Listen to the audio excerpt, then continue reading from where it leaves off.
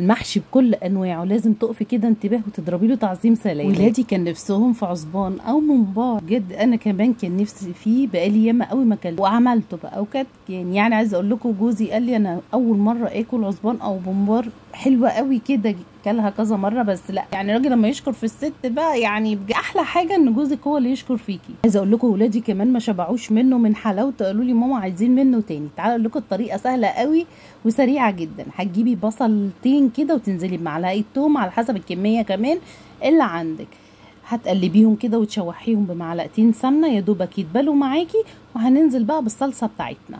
الصلصه قد ايه على حسب الكميه اللي انت عاملاها، اهم حاجه ان الصلصه معاكي تبقى تقيله وحلوه عشان تديكي اللون الاحمر ده. ونزلت بمعلقه شطه ومعلقه سكر كمان، وهتنزلي بالملح بتاعك والبهارات اللي موجوده عندك، كمون وكزبره وكاري وفلفل اسمر. حطيتوا اللايك ولا لسه؟ وكمان يا سلام يفضل كمان مكعبين مرقه عشان يخلي معاكي كده الصلصه حلوه قوي. وهنا حطيت الملح بتاعي بقى وظبطتها وسبتها تتسبك بقى على نار هاديه عشان ما تطرطش معايا، وغطيتها كده بالراحه يعني عريتها شويه عشان تطبخ. وانزلي كمان بمعلقه توم وكمان بصلتين تاني يكونوا وسط كده ني. حطينا البصل والثوم ني ونزلنا بالرز بتاعنا والشبت والبقدونس والكزبره. الكميه اللي انت عاملاها على حسب الرز بتاعك 2 كيلو بقى هتحطي على حسب بقى ايه اهم حاجه تبقى نسبه وتناسب، يبقى الموجود عندك كله كده ايه مظبوط. لك البصلتين ومعلقه الثوم ني هيودولك في حته تانية حلوه قوي.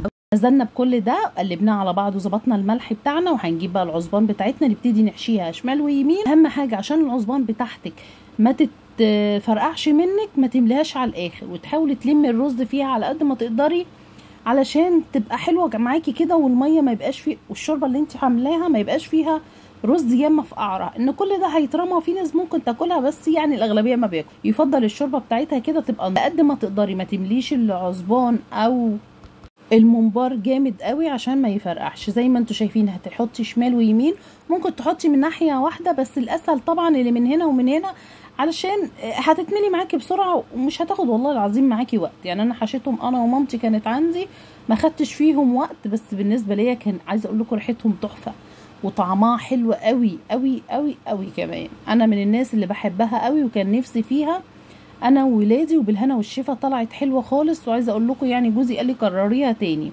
بالطريقه دي، مش هتاخد معاكي وقت ولا مجهود ولا اي حاجه. اهم حاجه ان انت تبقي منضفه الممبار ومحضراه. اهم حاجه تشيلي الرز منها تماما علشان يعني الرز ده احنا اولى بيه. واهم حاجه برضو ان الرزه بتاعتك تبقى حلوه كده بلدي، بلاش الرزه الطويله شويه دي ولا البسمتي، لا الرز العادي البلدي الفلاحي الحلو بتاعنا ده عشان لما يستوي معانا يبقى واوعي تمليه على الاخر. حضرت الشوربه بتاعتي بقى ورق لوري وحبهان وظبطت ملحي فيها، وحطيت كمان معلقتين صلصه، وكمان المرقه حطيت مكعب مرقه برضك عشان يعلي معايا كده بقى، ما احنا نفسنا بقى ناكل ممبار او عصبان يا جماعه. وهنا نزلت بالصلصه بتاعتي علشان تخليه احمر من بره ومن جوه كده ايه، وما تاخدش الصلصه بتاعه الممبار هيقفل معاكي على طول.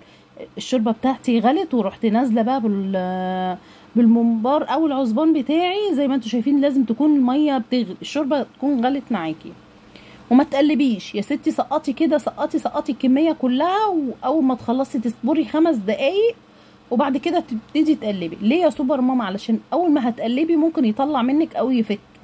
ونزلت كمان بمعلقه توم تانية نيه معايا في الشوربه. بص منظر الشوربه رهيب على فكره. عايزه اقول لكم هبقى انزل لكم بطريقه تنظيف الممبار، وخلي بالكم عشان انا لما عملته في الخلاط يا جماعه كان في منه اتقطع معايا.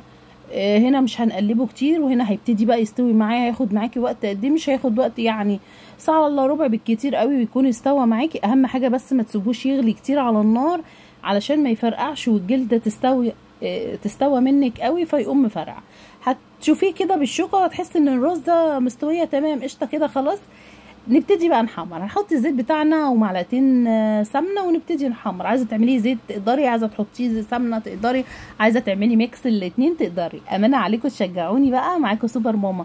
اتمنى تفرحوني بالمتابعه والشير واللايك على الفيسبوك والتيك توك وكمان اليوتيوب. باذن الله تعالى تنوروني، ويا رب الطريقه تكون عجبتكم. طبعا بقى كنا اليوم ده يوم وقفه عرفات، حضرت بقى الجوز الغدا ووديت له المحل، كنا مستعجلين ان المغرب كان هيأذن، وكان صايم معايا. يا رب يجعله كده صيام مقبول مني ومنه يا رب. وكان معاه ناس، حمرت بقى ليهم كمان النوايب بسرعه حطيت لهم، حضرت له الاكل هو الاول وديته. ابتدينا بقى انا وولادي ومامتي كانت عندي، كنا صايمين وفطرنا. هنا بقى عايزه اقول لكم كان شكله في النهايه يعني ولادي انبهروا من الطبق. ماما الله انت ليه مش بتعملوه لنا؟ قلت لهم والله انا بحبه، يعني في حاجات كده كتير ما بنبقاش بنعملها بس بتيجي علينا اوقات لا نفسنا بقى نعملها. زي ما انتم شايفين الممبار من جوه بسم الله ما شاء الله، رزايه مفلفله وحمرا، والطعم بتاعها كان روعه بجد. بس اهم حاجه الرزايه تبقى بلدي، علشان الرزايه معاكي من جوه ما تبقاش ناشفه وطعمها حلو. في الرز اللي قريب من البسمتي ده يا جماعه ما بيبقاش حلو، حتى لو بسمتي مش هيبقى حلو. اتمنى يكون عجبكم الفيديو، باذن الله شير.